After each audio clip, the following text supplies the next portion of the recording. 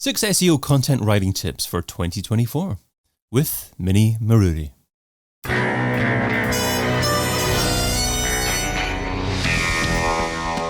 The In Search SEO Podcast is brought to you by Similarweb, helping you build better SEO strategies with digital intelligence, insights, and data. Hey, it's David. What are some of the key SEO content writing tips for 2024? That's what we're covering today with an SEO content writing expert who turns ideas into SEO-friendly content that aligns with a brand and resonates with their audience. She's one of the duo behind Witty Content Writers, a full-service content writing service for SaaS brands. A warm welcome to the In Search SEO Podcast, Minnie Mururi. Thank you so much for having me here. Hey Minnie, thanks so much for joining. Well, you can find Minnie over at wittycontentwriters.com. That's a very witty domain name. How did you come up with that brand name, Witty, Minnie? We are witty. We love creating content. We are clever. And whenever we handle content, it turns out to be exactly what was required. Okay, superb stuff. Well, today you're sharing 6 SEO content writing tips for 2024. So that starts off with number 1, develop a content strategy first. Before creating any content, it is important to clearly understand your target audience and to know exactly what they're looking for in order to create content that is both relevant and engaging. I'll give a quick example. Let's say you run a blog about healthy eating. Your target audience are people who are interested in learning more about healthy eating, and they want to get answers about what it is, how it is done. So having a content strategy in place, it will help you address to your audience's questions and needs. When you're doing your content strategy, you need to understand who your target audience is. You know what questions they have, what kind of content they're looking for, and what questions they need answered. And when you're creating your content, you need to write content that fits into your funnel.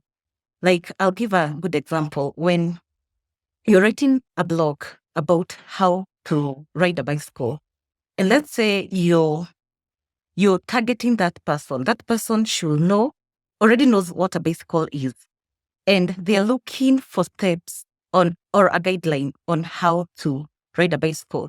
When you give them content that defines what a bicycle is, definitely you're not addressing their need. And when you do a content strategy way before you start creating content, you're able to come up with keywords that resonates with your target audience. So what exactly happens when you create content without a content strategy? Your content lacks consistency in messaging and tone. You're not able to address your audience's needs and interests. Then it becomes very challenging for you to measure the impact of your content efforts. And lastly, you aren't able to establish yourself as an authority in your niche. So what should you do when you're creating a content strategy? First of all, you need to understand who your audience are. What are they looking for? What are their needs? Then you need to come up with a content calendar outlining topics that are aligned with your audience's needs and interests. Then you need to develop a consistent tone across all content channels to maintain your brand identity. Then you need to come up with KPIs such as engagement rates, conversion rates, and traffic to assess your content effectiveness. In short, having a content strategy in place will help you create content that resonates with your target audience. It will help you establish yourself as an authority in your niche. It will help you come up with KPIs that will help you gauge your content effectiveness.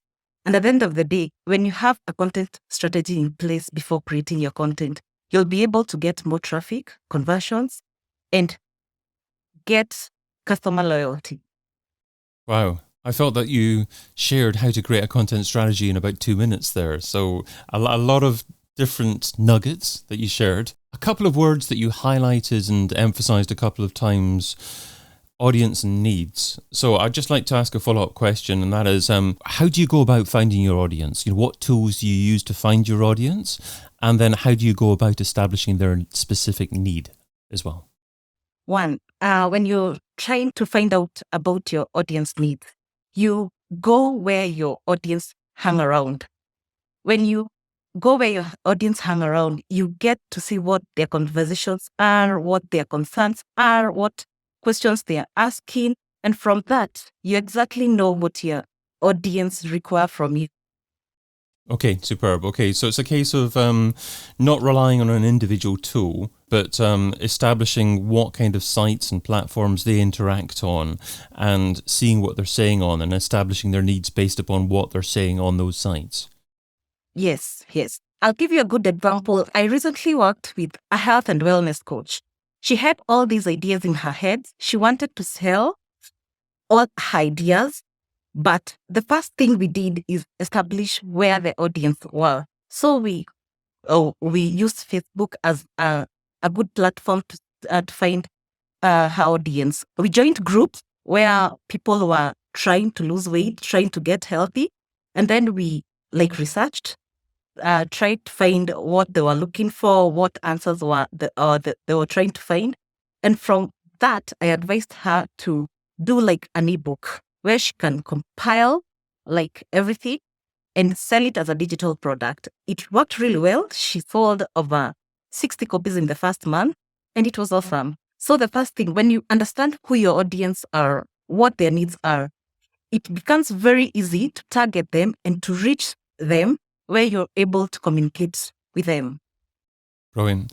And tip number 2 is stop creating unhelpful content. So what is unhelpful content?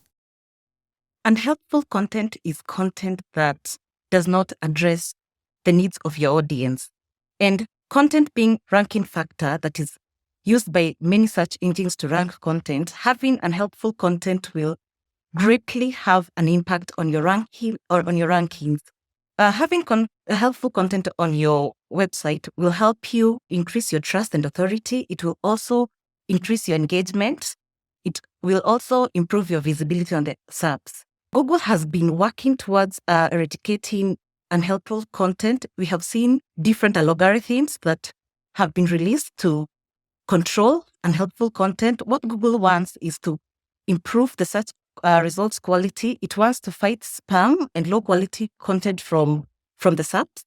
It wants to enhance user experience and also promote authoritative content. So how do we create helpful content? One, we need to write for our audience. We need to target their needs to answer their questions. The other thing, we need to provide value and in-depth information. Then the next thing, we need to be straightforward and solve our audience's problems. Then we need to structure our content in a way that is digestible. We need to use headlines, subheadings. In general, our content should be digestible by users, and then we should make our content memorable. At the end of the day, we should use a specific tone style that our audience can relate with. And in terms of how Google actually determines that a piece of content is likely to be unhelpful, you mentioned user experience there. Is it simply user signals, users spending less time and clicking back onto the SERP quite quickly after clicking on a result that determines that piece of content is likely to be unhelpful? At the end of the day, Google wants, when a user searches for a term or their query on Google, they want those users to find answers for what they're looking for. And if your content cannot answer those questions, you will never make it on the top. Sure. That's the thing. You need to answer or to satisfy the searcher's intent. And tip number 2 is analyze your competition when doing your research. Yes. You need to analyze your competition in order to identify gaps in your content strategy and find new opportunities to help you rank on the search engines. Analyzing your competition gives you fresh ideas and helps you become more creative, and it also makes sure that your content effort makes you stand out in front of the crowd. For example, you're running a healthy eating blog. when you analyze your competitors, you see what keywords they're ranking for. You see what gaps that they have not filled. And from that information, you're able to create content that answers and your competitors, your audience's needs, and you're able to cover topic in full. You'll not leave any gaps for your audience to try and figure out or to go search for more information. So is that how you start off? Is that where you start off by actually deciding on what content to publish first? Is it a case of analysing your competition, seeing what they're not ranking for, and targeting the keyword phrases that they're not ranking for? Yes. Whatever I do, mostly I use tools. You like Hrefs, SEMrush. You go find what your competitors are ranking for. These tools will give you information there. The keywords they're ranking for, the keywords they've not covered. From that information, you're able to see the gap. And then from the gaps, you create content that revolves around the gap. And number 4, you write for humans, not Google. So how do you do that? Well, it's important for you to write content for search engines, but it's very equally important to write content that talks to your audience. You need to focus on content that resonates, engages, and provides value to your audience. So how do you do that? You need to write content that has compelling headlines that grabs attention of your target audience. You need to know exactly who you're writing for. You need to understand their needs, their interests, their pain points, and this will help you tailor your content to meet their expectation and provide solutions. You need to write also in a straightforward manner, avoid using jargons, avoiding using very long sentences. When you present that piece of content to a maybe 10-year-old, they'll be able to read it and understand it without more explanation. You need to provide information that educates, that solves problems. Also, you need to incorporate images, infographics to break up the text. Also, you need to be authentic. You need to show your personality through your writing. This will help you build trust and a stronger connection with your audience. Lastly, you need to write content that is readable. Use bullet points, subheadings, make your content scannable. Bringing us up to number 5, which is don't forget about content refreshing. So how do you go about refreshing your content and how often do you do it?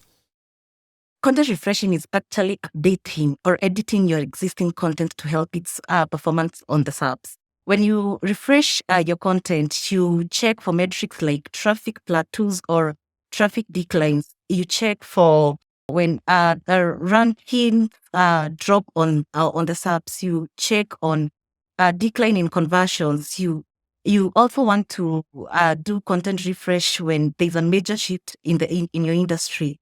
So you need to check for metrics like organic traffic. You need to check for click-through rates, conversions. The best tools to use are Google Analytics and Google Search Console. Google Analytics will help you see the user behavior. You'll be able to see conversions. You'll be able to see audience insights. And from Google Search Console, you'll be able to see keyword performance.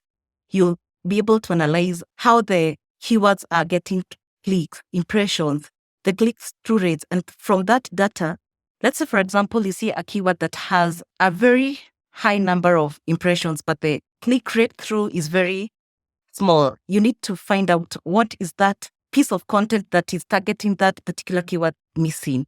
And from there, you can be able to refresh that piece of content and satisfy its intent. I feel like I could dive into this topic or many topics that you've shared and probably spend a whole episode on that. But perhaps another one in the future, because we're moving on to number 6, which is the SEO content job doesn't end with publishing. Yes. Most of the time, most people think that when they write their piece of content, publish it, it's the end of the road. But the road doesn't end there. You need to track how it's performing, see how your keywords that you targeted are targeting are performing. You need to share your content across different mediums, like on social media. You need to repurpose your your piece of content, maybe you did this blog post that is 2,000 words, you can break it into, let's say, like 10 pieces of social media content, and then share it out there. And then you need to do content audits, see how your content is performing, know where to improve, where to change. Yes. Absolutely. Well, let's finish off with the Pareto pickle. So Pareto says you can get 80% of your results from 20% of your efforts. What's one SEO activity that you would recommend that provides incredible results for modest levels of effort? Yeah, SEO is changing, and it's changing fast. So you need to continuously educate yourself.